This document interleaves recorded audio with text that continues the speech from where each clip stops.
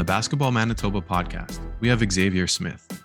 He's a graduate of Sisler High School and played collegiately at Lakeland Collegiate before transferring to Brandon University and finally the University of Manitoba. He played for the provincial team for 3 summers from 2002 to 2004. He later returned to his alma mater, the Manitoba Bisons, to be an assistant coach from 2019 to 2021. Upon ending his career with the Bisons in 2013, he played internationally at the FIBA 3x3 level. And since 2012, has volunteered his time offering skill camps with community centers around the city. Additionally, he's been the SWISH basketball program coordinator. They offer free basketball drop-in experience for inner-city youth throughout the summer months, and will see its return this coming summer after a 2-year pause during the pandemic. Xavier, welcome to the podcast. Oh, thank you for having me. Thank you. I appreciate it. Absolutely, man. So I was, this is one of those things I haven't actually brought it up recently, but since it's in your bio about the pandemic and the SWISH program and some of the work you've been doing in the community, to see it come back, that's pretty exciting. Because how long were you a coordinator with SWISH? Oh man, I would say 2013. Literally 2013, 2014 is when they kind of handed me the keys and gave me the opportunity to take control of the program. And we never look back. Yeah, it's been great. So up until pretty much 2020, like I guess summer 2020 was the last one, and it'll be coming back 2023. I guess. The summer of 2019, and we were prepared for the summer of 2020. But of course, I believe COVID started, if I'm not mistaken, in March of 2020, right? That's when kind of the lockdowns and everything kind of took place. But it was obviously unfortunate, and it's an unfortunate thing for everyone, right, across the world. But to bring it back and have this opportunity to see some of the kids and give them that experience, basketball life, it's going to be amazing. So I'm pretty excited with that. Nice. Because it's been like the kids haven't had it, but you haven't had it as well. And I know for people like yourselves, people like me, when you're doing basketball things and you're with the kids, it makes you feel good too, right? So it's not like you're giving to the kids, but they're giving back to you with their energy and enthusiasm, right? 100%. And the joy, I get the ultimate joy when I see the kids grow up, and you see them now. The kids that first started in the program, they're adults, they're working, they're playing university ball, college ball. I absolutely love it, right? Nice.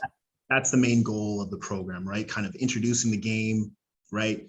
And developing a liking for it, which eventually hopefully would lead to love of the game and take them to places that they might have not thought they could have reached. Yeah.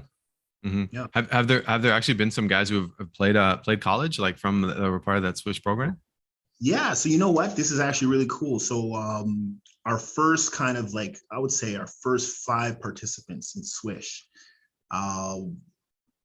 Zion. Zion is one of them. Amazing. I want to say the first time I met him, he was like 4'9", 5 feet. Okay. Guy just, you talk a lot of trash and things like that, right? Yeah. And you push around kids and everything. Now this guy is like 6'4", long, lanky, right? He's playing ball. He's doing his thing. I believe, if I'm not mistaken, he actually played a bit at Red River, which was actually really cool. Right. Yeah. And we also had another participant, Ben. He actually is playing pro in Vietnam. Oh, no way. Yeah. That's cool. That's cool. Participants that actually that we had for the SWISH program. And the first year he would come by and things like that. I actually know his dad as well, which is actually pretty cool. Nice. Before things started going to the program. But we've had several kids that have tried out or continue to stay involved in the game of basketball once they I would say graduate from the SWISH program. Yeah.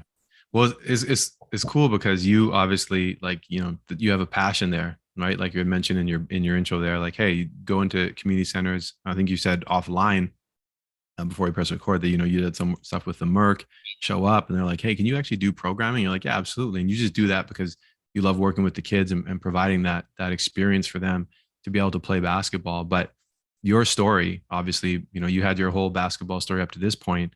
Was there a connection for you starting the game like that's similar to the connection you're providing now? Like essentially what I'm asking is, what are your first memories of basketball? Who introduced you to the game?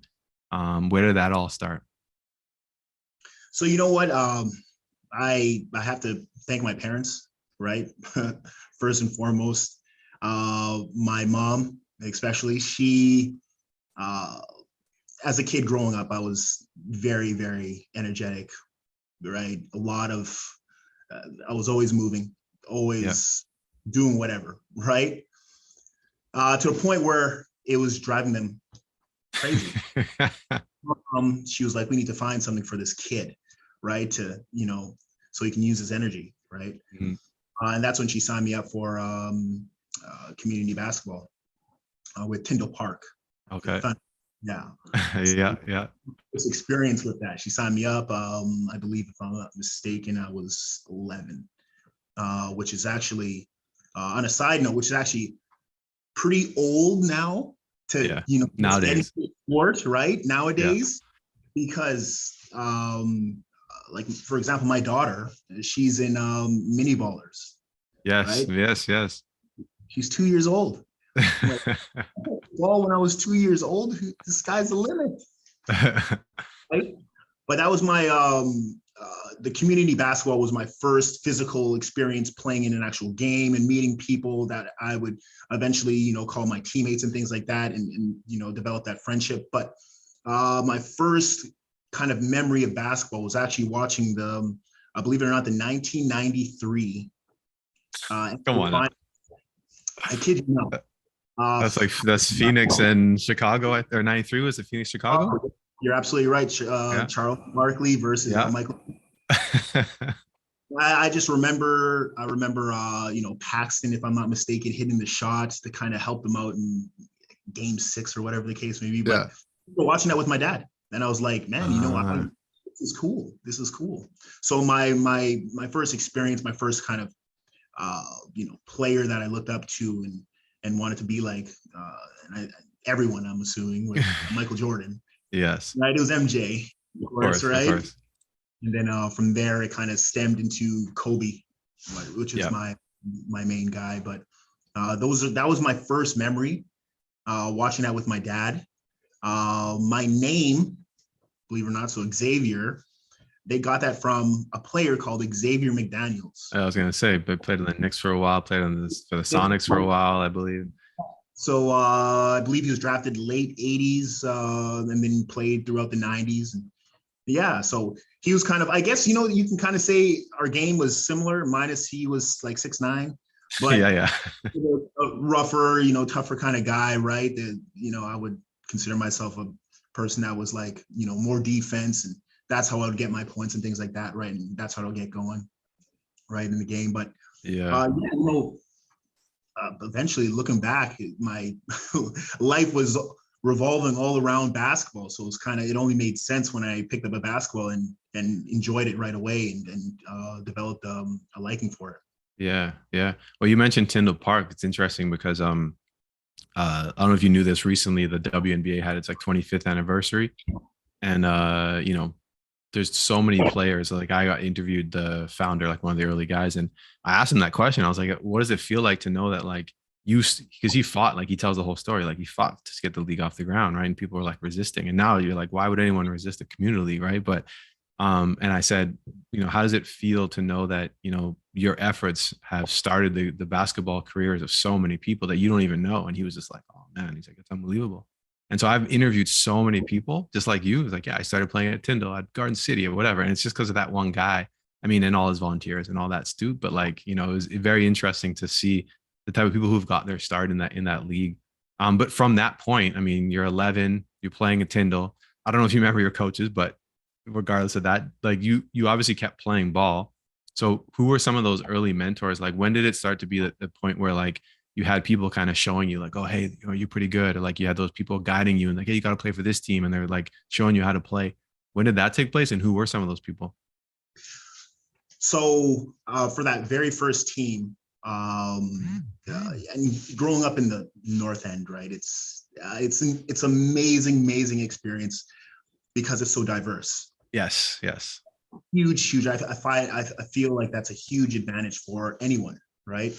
So my team, my very first basketball team was very diverse, right? I was obviously the bigger guy, clumsier guy, whatever the case may be. I couldn't dribble, I couldn't shoot, and some people actually would still say I can't shoot, but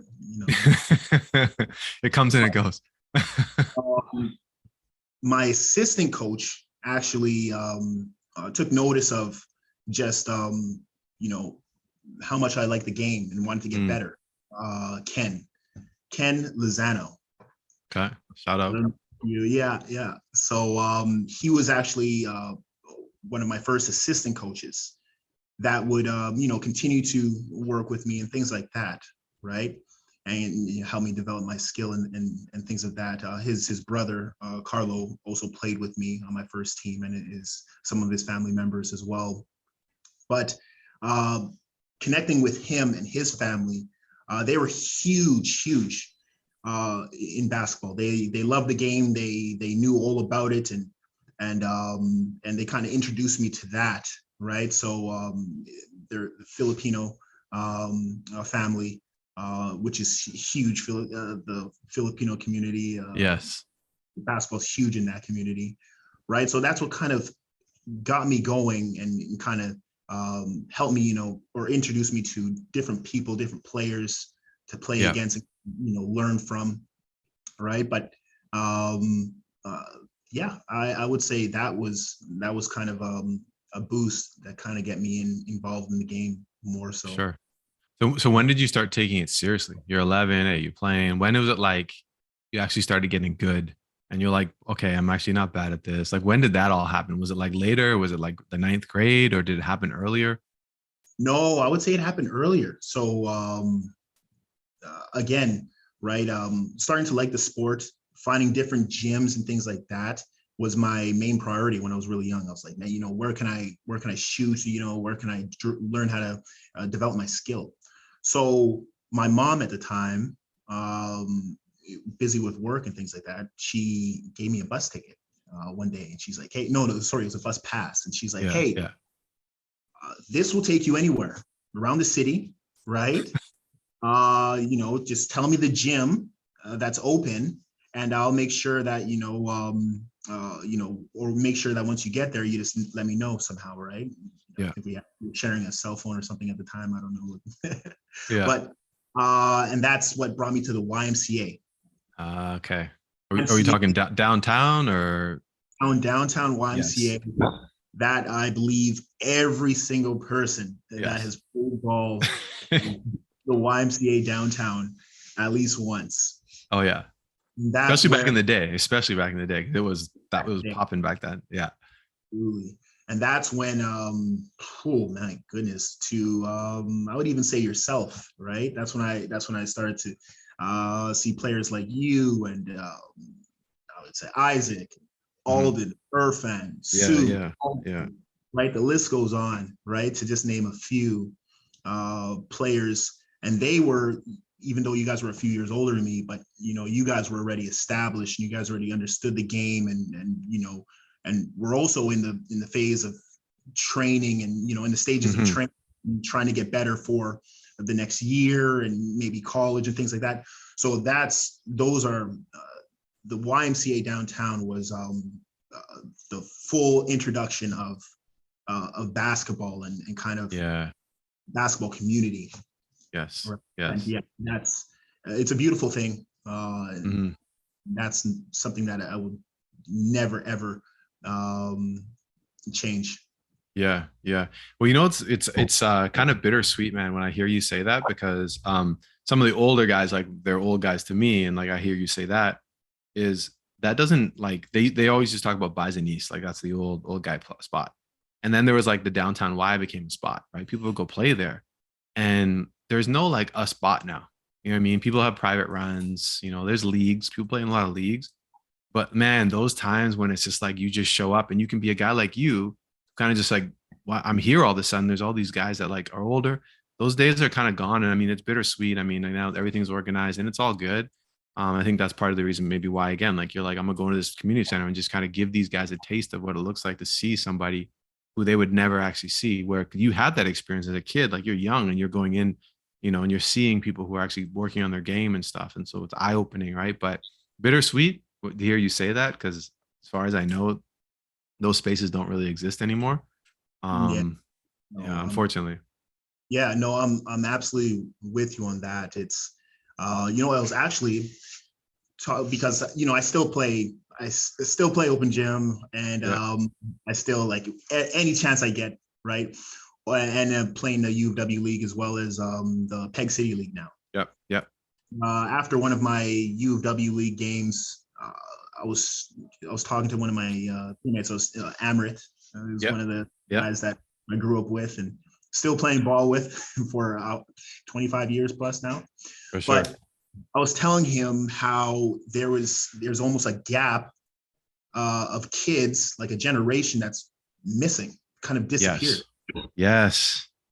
And it doesn't make any sense to me, right? And how I started to see this, I started to see this as I continued playing, the open runs and playing in these leagues, the summer leagues and the men's leagues now, right?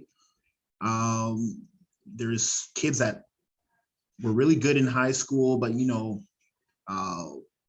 couldn't quite make the university or college jump, right? But they're really good high school players, and they could have continued playing ball somewhere else, right? Those guys disappeared. Yeah. Or even some of the guys that were okay university players that have now graduated and disappeared. So it's terrible, right? And unfortunate, but I guess times have changed with the private programming, kids moving or leaving the cities, and whole different story. But at the end of the day, I still play against Souk. I still play.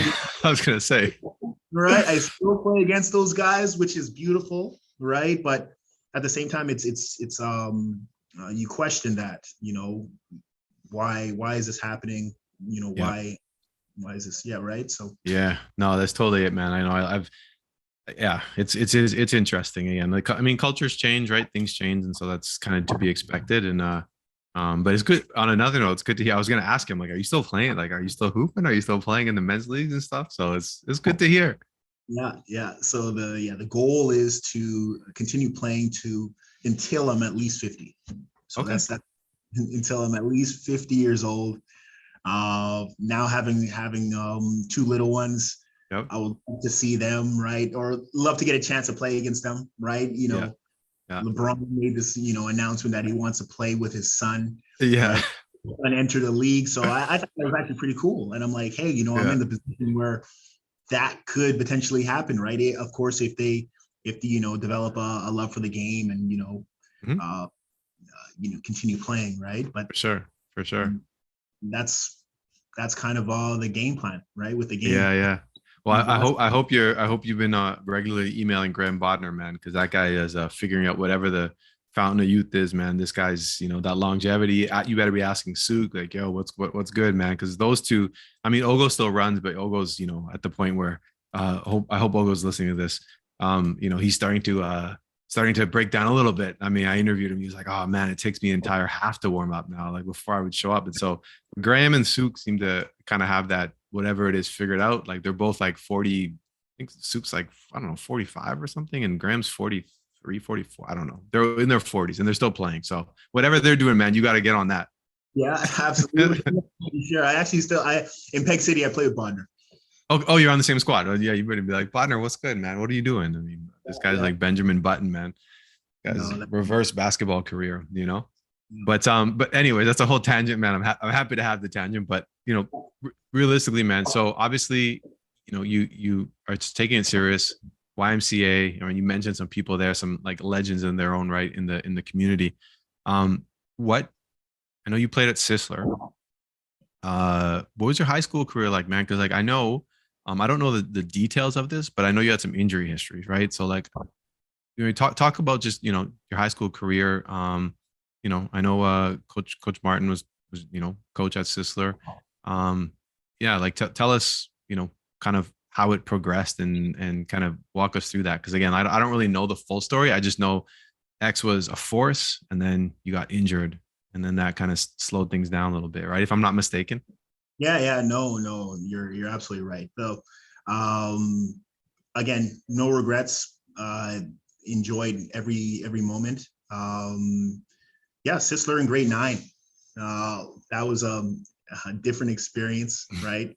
Coming from Stanley Knowles, usually in the area, people go to Stanley Knowles, and then from there they move on to Sisler. Mm. During my era, our era. Yeah. No, again, right. Once I touched the ball, and once I found a place that I can consistently train and develop my skill, the YMCA downtown, Mm. it took off from there, right?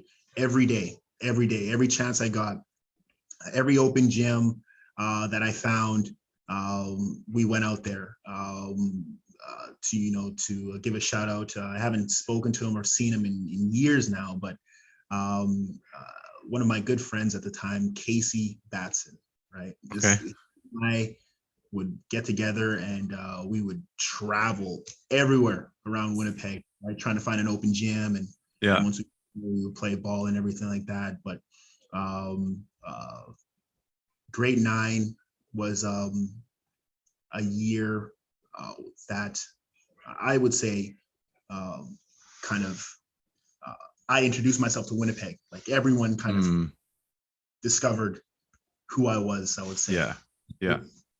Um, but even before that, sorry to kind of take you back, but in grade 8, I was playing at the YMCA. Yeah. A few of us were shooting around, a few of my friends. And this is during, I want to say it was a weekend, a Friday or Saturday, and it was during lunch hour. So between like 12, kind of 1-ish.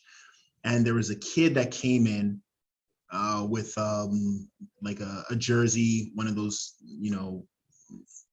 solid colored jerseys, and it had a number back. Okay. And he started shooting, and we were like, hey, what's going on? Right. And he's like, oh, nothing. I just came from U of W.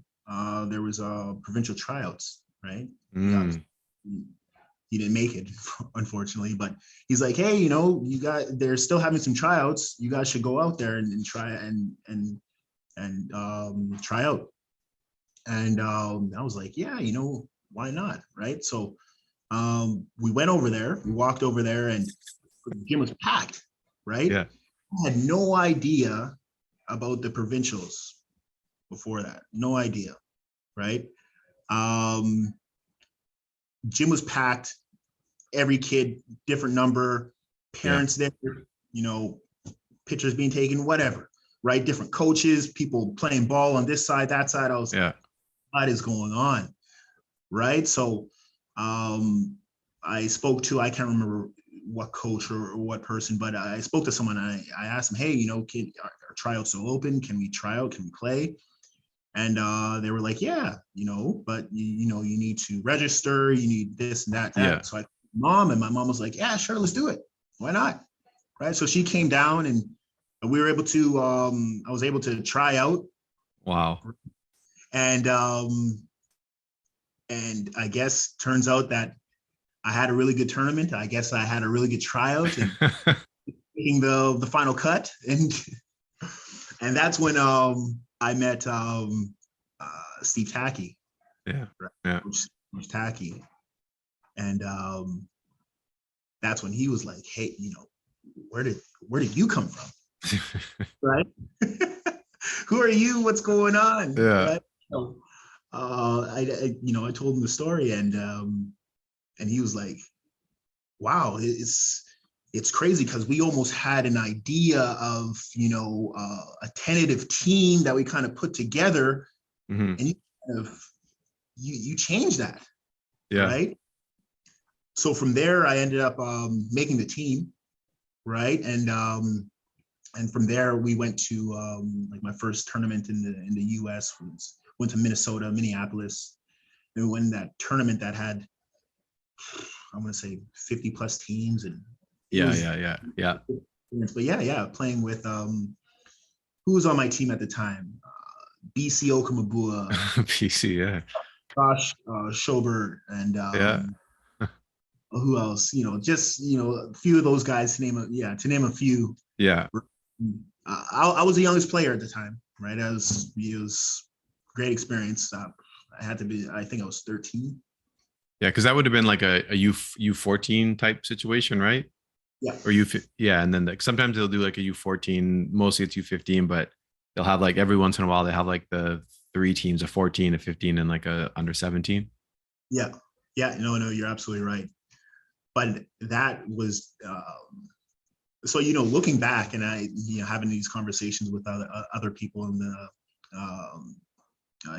past. If it wasn't for that one kid, random kid, right, that came into the YMCA and started shooting, right? Oh man. Like who knows? Who knows? Yep. Right? Because Yep.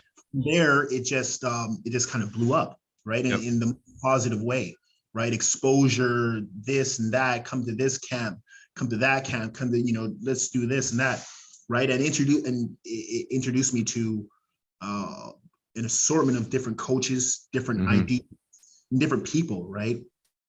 It was, whoever you are, wherever you are. Yeah, right. It's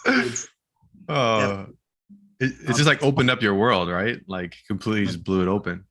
Absolutely. It's crazy. But no, from there, I just continued training, building, and I was at a stage where I would only play against people that were older than me. Yeah. Right. Because I found that I wasn't getting any better playing with people my age. And to get better, to get better quicker, I would have to, play someone that was more experienced and older than me. Yes. Right. Yes. So grade 9 was just a fun experience. So the LeBron James of Winnipeg. Yeah. It was just it was good, right? And my coach at the time was Mr. Tynes, Coach Tynes. Yeah. An amazing guy, definitely affected my basketball career as well as my personal career. Very positive, in one of the positive ways. I would say, like, going into high school, junior high school, right?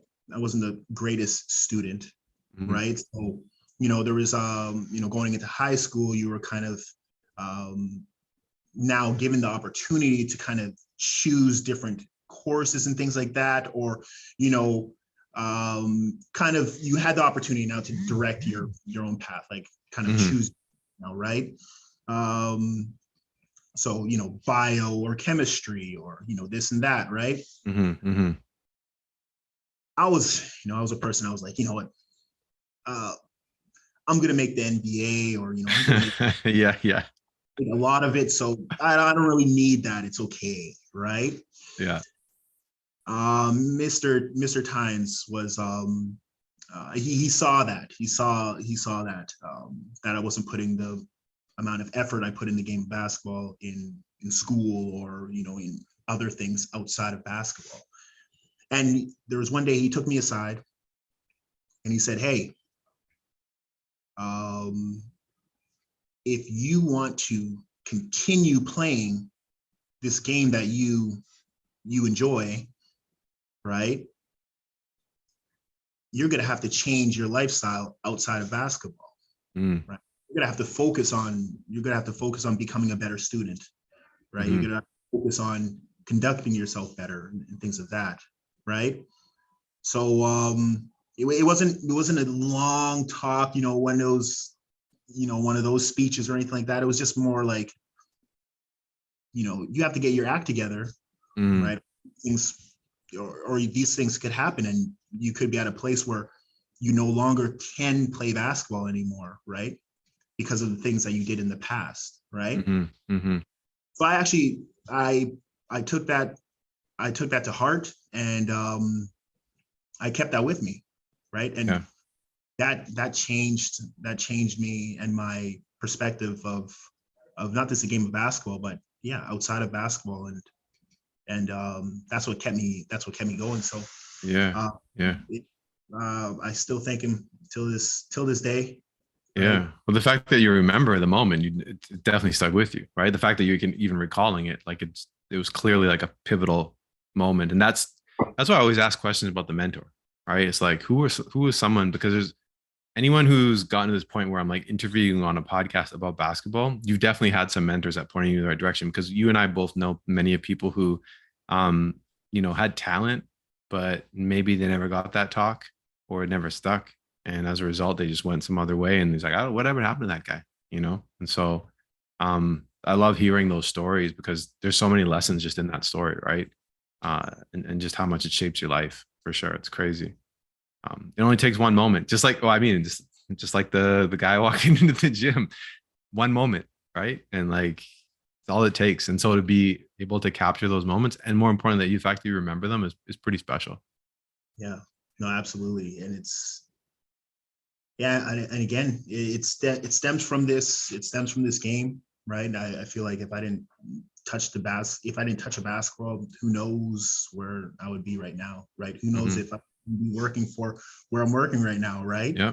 It's all the connections that stem kind of from this, right? Something as simple as a sport, just putting this ball in a hoop, right, can do so much.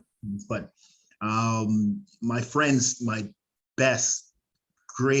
greatest friends, brothers, I've met through this game, and we still chat. Our kids play together now, and it's an experience that will never be taken away. For sure. And again, I love seeing like the joy that I've experienced and the people that I've met. I want other people, anyone, everyone, to experience that kind of experience that I had, that joy. So that's my reason for giving back. It's for sure. Absolutely. I love that, man. I love that. So, I mean, you mentioned that that's a great story, by the way, the provincial team tryout. It reminds me, I was telling you offline, I got to interview Todd McCullough, which was like super cool. Do you know that, speaking of a single experience, you've mentioned two in your life that have kind of brought you to, kind of steered you in the right direction? He literally said something similar, and I've had the same kind of experiences, but he went on to say that he went to one tournament. He was being recruited by like Manitoba, Winnipeg, and like UND or something. And he went to one tournament because Casano and Klapik took him down in Arizona. And then he had like 60 coaches call him from all Division I schools from one tournament. Had he not gone to that one tournament, I mean, again, I don't know if he's ever the guy we know as Todd McCullough playing, getting dunked on by Shaq and all that stuff. So like finals, right? Yeah. So it's just interesting, man. Like, these little moments kind of dictate the direction of our entire life. So I mean, in that same breath, I mean, I kind of want you to bring this up here, because again, like, you're talking grade 8, tons of success, your provincial team, things are going good, right? I mentioned earlier, like, I think, like, I know you had some injury stuff, so maybe talk about maybe some of those struggles, right? Like, again, clearly hurting yourself. You can always find silver lining in things, but it clearly caused some issues in your like basketball career, right? Because I think, did you miss an entire year or something? Or you were banged up? Yeah. So tell us about, like, walk us through that. So you're in grade 8, grade 9. You said it was awesome. What's the timeline on that? Just give us the rundown. So I mean, my skill was developing to the quickest, like anyone's skill could ever be, right, or be developing. And so we actually won. We won provincials and everything in grade 9, right? And we were on top, cloud 9, right? Going into grade 10, undefeated. We ended up losing the cities. I remember this. We ended up losing to Daniel Mack, right? And we kind of promised team that, it wouldn't happen again. And we went on a great run. And and coming closer to playoffs and provincials and all of that. I remember, the coaches and other players saying that, hey, there's someone similar in Winnipeg that's just like Xavier, right? Plays just like him and kind of looks very similar to him, right? If they ever were to meet, right, who knows what would happen? I think Xavier would meet his match or whatever, and that turned out to be Cyril Indo. Yes. Shout out. Opposite side of Winnipeg, right? He was I was north, and we ended up meeting in, and I'll never forget this meeting in the finals in grade 10, JH Bruns versus Sisler, and we ended up losing, right? It was a close game. If I'm not mistaken, it was at Dakota Collegiate. So their setup at the time was really nice. It was like they had the older bleachers, and it went up really high, and the gym looked, packed and, filled, and it was very nice, very intense. But yeah, we ended up losing to JH Bruns in the finals, and that's where you can say the torch of the LeBron James of Winnipeg, whatever, right? But grade 11 was definitely a different experience. Our team was okay, right? We were a playoff team. I was playing with this. I would say the second to a player, Steve Olivier Job, that he was like the Allen Iverson, right? Aaron, a player in the NBA, but we were okay, right? We ended up making playoffs and eventually losing to Oak Park in the first round, things like that. And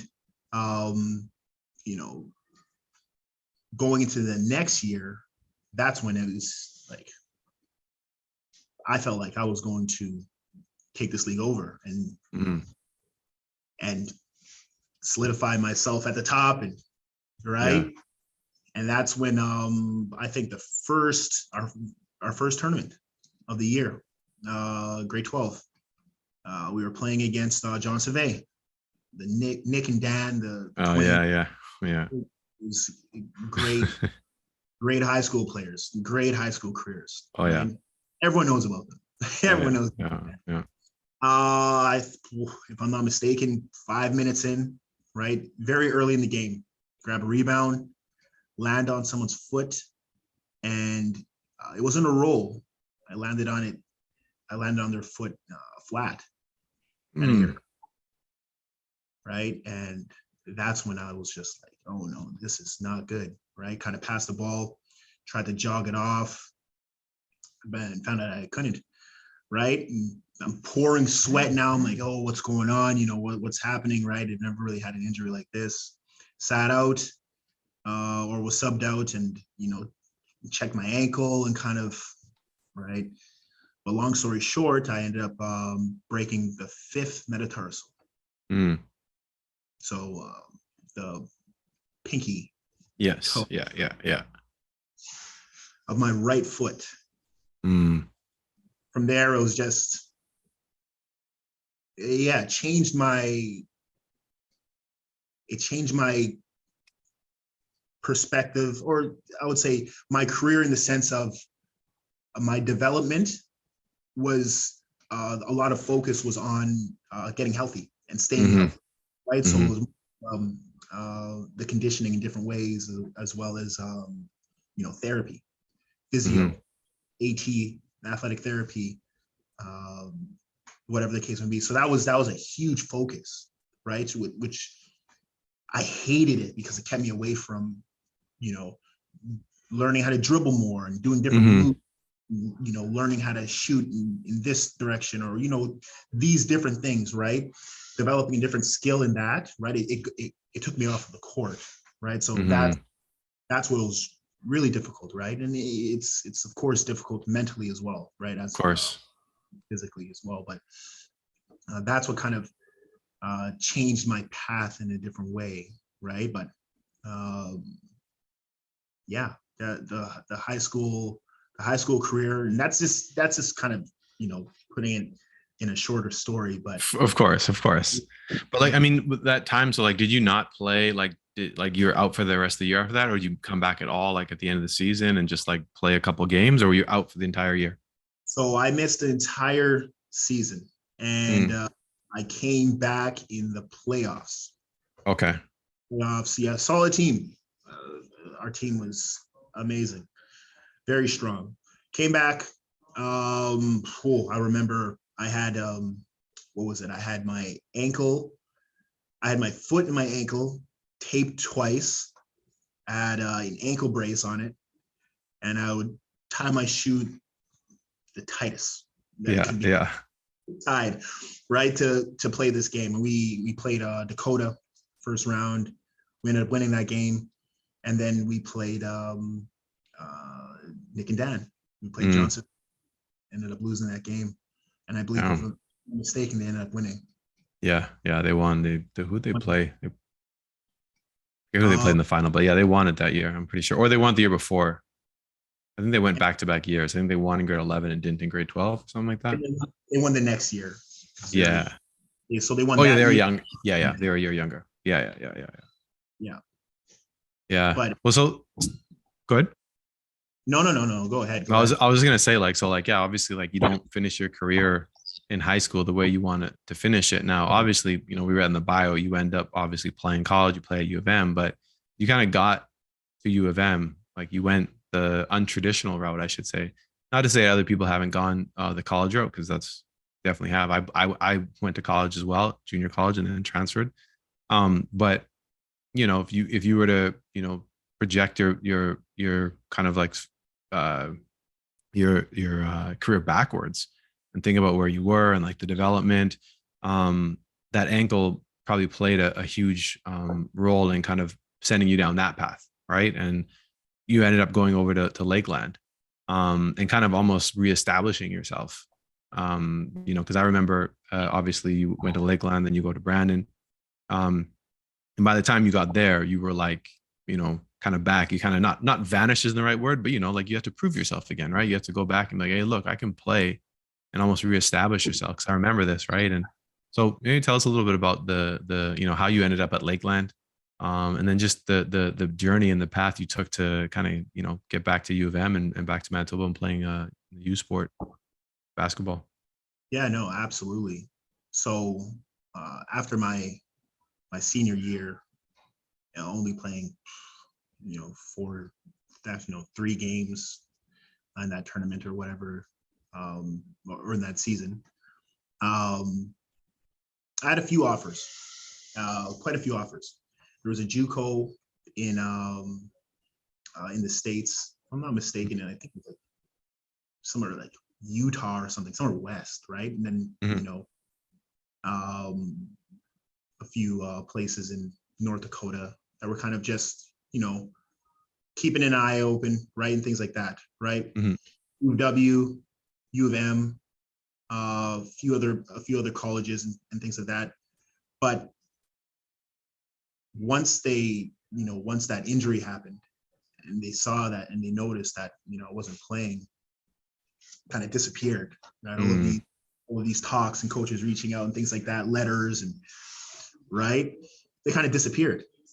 And from the beginning, when I announced that I wasn't able to play my senior year or the rest of it, Lakeland College actually had no idea. I didn't know where they were. I didn't know who was running it, who was a coach or anything at the time. Mm. But they sent me a letter, and it was the letter. They sent me a letter and they reached out and they're like, hey, we know what's going on. We're still going to stay in touch with you. And that was literally the only school that really stayed in touch with me. Like I was, still playing and I was fully healthy and, there was Yep. nothing wrong, right? That was the only school that actually stayed committed. So I took that personal. I love them for that. And I appreciate it by committing to them. Mm-hmm. Right. just how they showed me commitment. So, and again, taking that path, I would change nothing. That was an amazing experience. And I was fortunate enough to have one of the, if not the greatest collegiate college coach in Canada, Phil Allen. Mm-hmm. He is now no longer with us, but that man changed my life in a positive way as well, in an amazing way that I can't thank him enough. Him and his family, and the school. Yeah. So I found, I considered it. I owed them. Mm. Right after high school, right after graduation, I was like, you know what? Let's do it. Let's do it. Right. Yeah. Lakeland is in Lloydminster. Okay. It's on the border of Saskatchewan and Alberta. You were to kind of give you an idea of the city, it's like Brandon, Manitoba. It's like Brandon, Manitoba. There's actually, there's a lot of money around there because of the oil rigs and things like that at the time. It was a very like, you would have a lot of young people around there and things like that, and people from Edmonton and Calgary going through that of just the oil and the job opportunities out there, but very, very comparable to Brandon. Okay. Mm-hmm. And yeah, it was just a different world, right? You had a lot of people from outside of the city going to these colleges or this college, and you know, I'm not saying Winnipeg's a big city, but I mean, we're a city that's bigger than Lloydminster. Yeah. Right? And it's where these people are coming from, they're coming from communities that are 5,000 people that they grew up with, right? Yeah.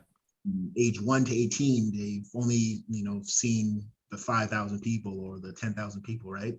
Now going to, they consider that a big city, and I'm like, what is going on? I wouldn't change that experience for anything. People, the school. How'd you guys do there though? You guys had like a pretty good team, didn't you? Like, what was your Yeah, absolutely. And believe it or not, so my first year, so that summer, it was like crazy, right? Condition. I had to get back, right? In the gym every day, whatever the case may be, right? Loved it. Still love it. Yeah. Back on my feet, right? I had to get in shape. I had to get back on my feet and everything. That year was definitely an eye opener. It was crazy, right? We had a lot of players on the team that should have been playing CIS. And it was just, you know, something happened, or, you know, school wasn't strong, whatever the case may be. But we had a university team, right? My first year, right? Michael Page. If you guys are familiar with that, a player that played D1 and had a similar injury issues in his career, which led him to Brandon. And then from Brandon, he played at Lakeland. But I was introduced to him and his friend, and you know, our friend and colleague, and Tyrone, which is also my God, beast. My goodness. I believe you played against him too. But I know these guys. Yeah, just beast. These guys are coming from California, right? These guys are coming from a whole different environment, and they're playing at Lakeland. Like, what's going on, right? And there was players from to kind of give you a better idea. After that year, that team, there was a player that went to Lethbridge, University of Lethbridge. There was another player that went to University of Manitoba. There was another player that went to the University of Saskatchewan, right? U of S. There's two players from U of S from that team. Yeah. Another player, and the list goes on. There was another player that went to U of R, right? It was just insane. Like right after that year, it was insane. That was, again, an eye-opener and helped me adjust and get myself ready and build that experience for the next level. But I mean, there's not much of a separation. Yeah, for sure. For sure. I remember those teams though. Like I remember like that's loaded squad, man. Absolutely. Like in Lakeland, it's funny because even after like it almost was like a spot for that though. It was like it became a spot where like people would just go and like and have crazy teams. And I remember like later on when I was coaching at CMU, they had another crazy team and they came out and they were playing U of M, UW and stuff. And they're like just as good. And like then 4 or 5 of those guys are playing on UW and like U of M stuff. So it's the same kind of thing, man. That's the one thing about junior college is like, again, typically people, you know, whether it be grade, sometimes it's talent, sometimes it's grade, sometimes it's like you, like I had an injury, man. Like not something I'm not good. I'm good. But you know, timing wise, things don't match up. So, but you were there for 2 years, right? And then you spent, correct me if I'm wrong here, you did go to a year at Brandon and then you finished your final 2 at U of M. I know that, but you did do the one at Brandon, right? That's correct. Yeah, it was just the one there. Yeah. But then after your second year, so you're like, okay, I played these 2 years here. Did you know like you were trying to get back to this like CIS? Like what was your kind of pathway in your mind at the time? You're like, yo, I'm gonna stay here for a little while and make my way back home. You know, what happened there? How'd you get to Brandon and then tell us, you know, how you transferred to U of M to kind of finish things off? Yeah. So the Lakeland experience, again, amazing. And it put me in, it gave me a better idea of how to play the game, right? How to use my skill to take advantage of, you know, the game, right? And be a huge factor, right? With that said, after my first year, actually got Rookie of the Year, right, in college, and we went to the playoffs. We ended up losing to Red Deer College our first year. After that, and it was pretty good, right? I would say it's like I would say 13, 14 kind of average, right? 5 and 6, right? It was pretty good.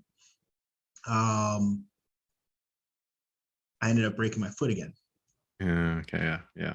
No, right. So that same foot, right? After the season, we're training, we're working out, and we were playing.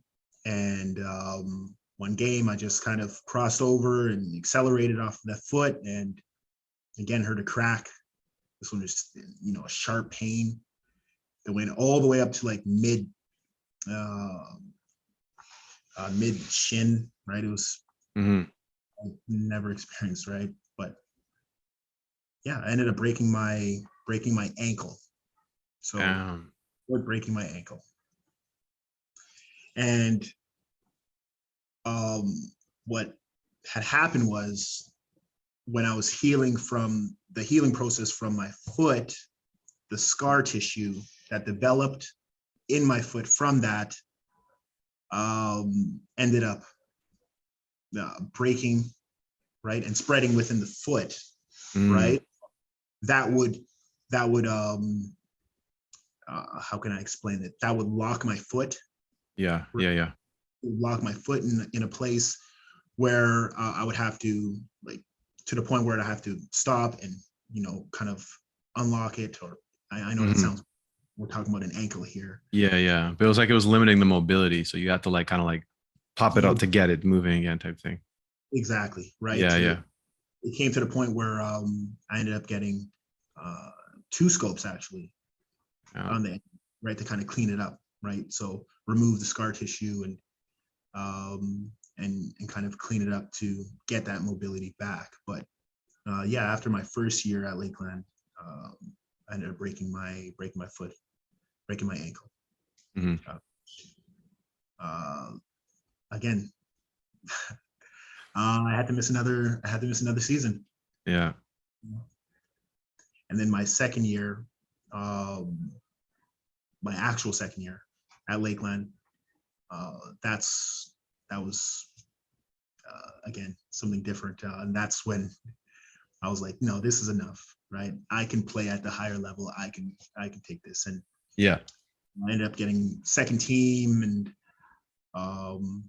we ended up going deeper into playoffs. We ended up losing in the conference, in the conference finals. But yeah, second team, all conference, right? All-star, yeah, things like you know, all those good things, right? And that's when I understood and knew that I was ready for the next level, and I could contribute in a huge way, right? yeah. And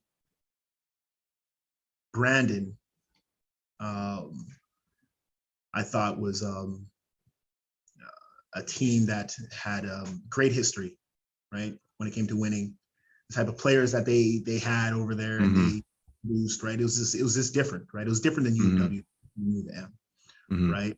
So that's what kind of attracted me over there. And that's when I reached out to there's Adam Hartman, Mm-hmm. right? Chad Jacobson, right? Those guys I reached out, and they kind of, you know, helped me out. Mike Rainbow as well, U of W coach now, but Mm-hmm. he was involved in he was with Brandon, and he coached a few times as well, right? And yeah, I came out. They gave me a tryout. They're like, yeah, you know, we have some spots open, but you know, there's a few other people that are interested, right? I was like, you know, that's fine, right? And yeah, after the tryout, it's just like, okay, you know, you're on the team, right? Essentially, Yeah. right? Yeah. Yeah. So like, yeah, kind of. Long story short, brought me to Yeah. Brandon, right? It was like it was home away from home, Mm-hmm. right? Yeah, I wanted to experience a different, take a different path from, again, the U of W and the U of M, right? And you know, they weren't showing as much love, I would say. Yeah. Yeah. Yeah. So it was this, yeah. So I, again, a great experience, but that's what kind of brought me there. And Well, it's interesting, man. Because like you end up at Brandon, and see now I'm getting all fuzzy now because I'm like, wait, did I play at the same time? But I think I was done. But the one thing I remember is that at Brandon, interestingly enough, they like you were kind of like playing like pseudo point guard a lot of times. Like you were kind of a do everything there. I remember specifically, you know, handling the ball, guarding people. I mean, you always that's kind of what your game was, but it was cool to see that you were doing that at the next level, right? It wasn't like, you know, college you're fine, but you can still do this at this level as well. And then so again, this is where I get real fuzzy with you. It's like I don't remember this, but you're at Brandon. So did you just transfer out? Like you sat out the year and then you went to U of M, right? Was it a straight 1 year sit out then transfer? no, this Yeah, you is got yeah. So fill this in because I don't. I'm like fuzzy. I'm like, what happened? Like, did you stop playing for a while? Give us the short version of this, man. Because like I'm like for me, I'm like well, I forgot this part. So I remember you at Brandon, and I don't remember how you got to U of M. so. Uh, Brandon was it was a little unique, right? I enjoyed myself, and I actually wanted to Mm, continue playing in Brandon, but they were going through a whole revamp, right? Of the mm. not just a program, right? But just they were focusing on building the new gym, the gym Okay, that, yeah. yeah. So they were actually in the process of that, right? So um, um, and everyone understands, you know, there has to be some cuts and things like that, Hmm. and those scholarships, and money towards tuition or whatever the case may be was reduced or cut, right? There were some firings as well and things of that, but that's what kind of steered me away from Brandon, right? It was like, it may not be the greatest spot for me right now. The situation that they're in right now, right? And that's what kind of brought me to speaking with Mr. Kirby Schepp, Coach Schepp. Him and I would talk and start developing more of a deeper relationship, right? Of course, I've known him since I was younger as well, but that's what kind of gave me the idea of that. But before actually playing for U of M, another setback. I ended up tearing my MCL. So that's where I had to miss a year. Okay. Yeah. Before I was able to actually play for U of M. So you said it was a 2-year hiatus then from the game? Essentially, yeah. Yeah, that's crazy. Because then, but you finished off your career because I'm trying to think so you essentially missed 3 years. So like high school graduate. Well, if you count the year you missed in high school as well, but you missed a year at Lakeland, and then 2 in your 2 years after that, the transfer year, and then an injury essentially. Yeah. Injury and then and then 4 is it 4 or 3? So you won at 4. Cool. Yeah, 4, man. Yeah, but college career, right? Yes. That's crazy. You know what's crazy about though, like just like hearing the story and like we start off, hey, I'm in the gym, I'm doing all this stuff. It's like you still love basketball, man. It's like, and I know people who have had these type of injuries and they just quit. I'm done, man. I can't keep hurting myself. And you kept playing, and to the point of now, like you're helping other people kind of like live out their dream or just enjoy the game, right? That's big, man. Like it shows how much you desire to have a passion and a desire to like stay in the game, right? Absolutely. And it's again the connections. It's all about the connections, and this how this sport changed my life and put me in this direction that I'm in and heading towards in the future. It's something that I'll never change ever.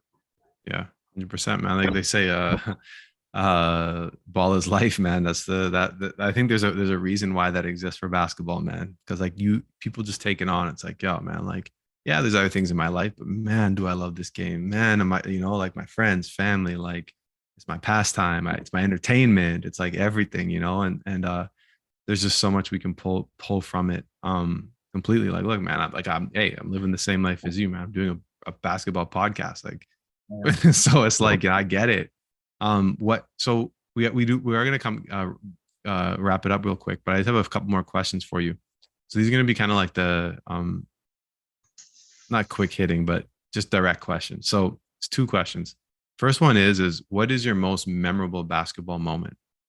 So now I say this, it could be something like a talk you have with someone. It could be a moment in a game. It could be a moment on the bus, man. It could be a moment just related to basketball. So what is that? Do you have a moment that stands out for you as kind of like your most memorable moment? Whew, that's tough. I'm gonna sum it up with this. My group of friends right now, the people I consider my brothers, my family, until the day I die. I met them all in different ways, in different areas of life, whatever the case may be. John Cadet, right? The guy he's from the east of Winnipeg, played Miles Mack. Long story short, when I was playing at Stanley Knowles, and he was playing, I believe it was Chief Peguis, if I'm not mistaken. Sounds about right. Tournament at Chief Peguis, and both of our teams, his team, my team, we enter the gym, and we're the biggest, tallest Black kids on the team. right? So we looked at each other and we're like, hey, we're probably going to guard each other. Yeah, of course. We're probably going to guard each other. And so, might as well, introduce ourselves, right? And from there, right, now our kids play together, right? That's how I met crazy. John. Abraham Daniels, that guy I've known since I was forever, right? Yep. One of my first friends. And him and I, again, right, YMCA. Yeah. You can't go wrong. Craig Peniston, the same thing, right? These guys are still in my life and have changed my life in a positive way, because they're all doing amazing things, positive things in their own right. And they're people that look like me, right? And we all have similar backgrounds, but different at the same time, right? I look at that and I appreciate that so much. And that's an experience, and that's something that I can't take. So that's, just the name of that. I love that. So I love that. Guys, yeah, it's just, yeah. No, it's great, man. I've never heard anyone go that way. That's great, man. That's perfect. Okay, you got to get me one for this one. So, funniest basketball story that we can tell on the air, man. Nothing crazy. Oh man, it's in game, in the locker room, something. You got anything? So man, it's why I mean, in the crowd, there's a couple girls, and they're like, "Oh, look at this. This is a great Xavier and everything, right?" And I'm like, "Okay, they show them why, why people are talking about me and things like that." And so, like, a play later or something like that, I, crossed over or whatever, and then tried to pull up, and it was like air. Complete air, no rim or anything. I was like, oh, shoot. Good, right? That's when I was really young, but just super embarrassed at the time, though. I would say there was a time. There's actually this happened a couple times, but then there was one game where I had to use a washroom really bad. Right? Yeah. Do the Paul Pierce thing, right? Fake the injury and have to get off and everything, right? Yeah. But I had to, it was almost like I took a knee, and I had to ask the coach to, hey, call a timeout. This is not good, right? So, and then you went to the washroom. I sprinted, and people are, hey, what's going on, right? But I wouldn't say, anything crazy. When I was really young, the teammate and I think we scored our own basket. This is when I was 15. Yeah. There you go, right? So. That's a classic one. Well, I mean, yeah, like these questions, sometimes people have like exact stories. Other times people are just like, you know what, man, I don't know. Like sometimes these are tough questions. Because if you ask me now, I couldn't answer that question. So I don't know why I ask it. Like I could not answer those two questions. I don't know, man. All right, last one here.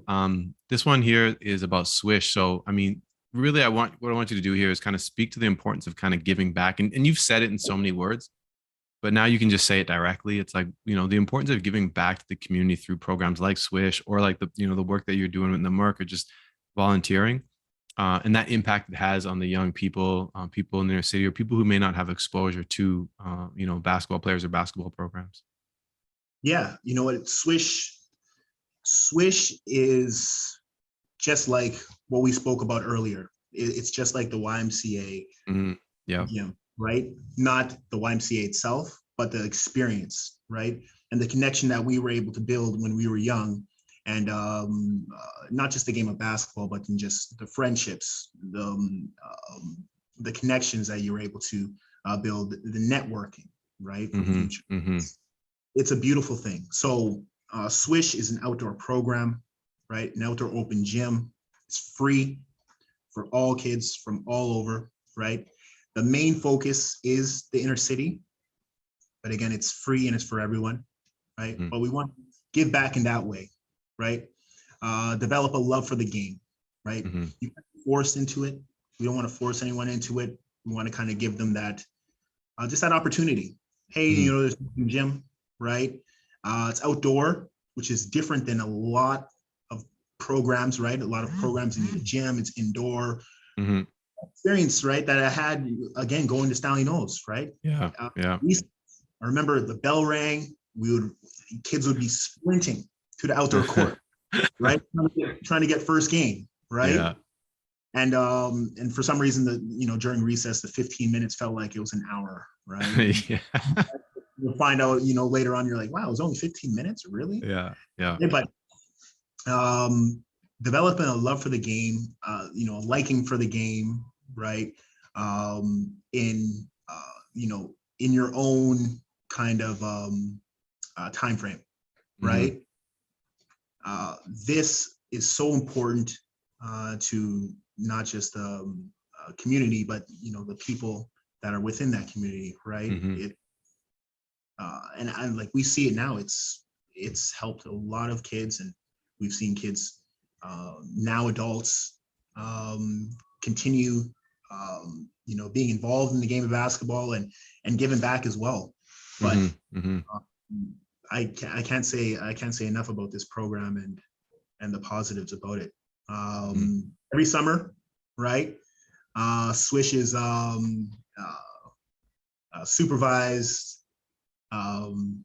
supervised hoops, right? For the inner, right? Yep.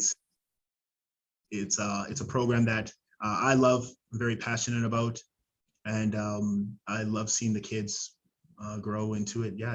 I'm sorry, trailing off, but then no, it's all good. It's all good, man. Again, I think we started with it, and I thought it would be a nice way to finish. And again, I think it really is a reflection of kind of like your career to a certain extent, right? Like you can see the passion and desire that you put into the game. And like I said, man, like, people would have quit after the amount of injuries you've had. They would have never played, I'm going to play all. They would have never done that, man. But again, you have a love for the game and you want to see other people, you want to give them the taste to see if they could develop that same love for the game. Right. And I think that's what the program stands for you. It's kind of that expression of basketball, the way you experience, and you said this, the way you experience the game, you want to see if other people can have that same experience because you love it. And then lastly, man, it's like, what I ask you what your most memorable moment is, like, this is my lifelong friends.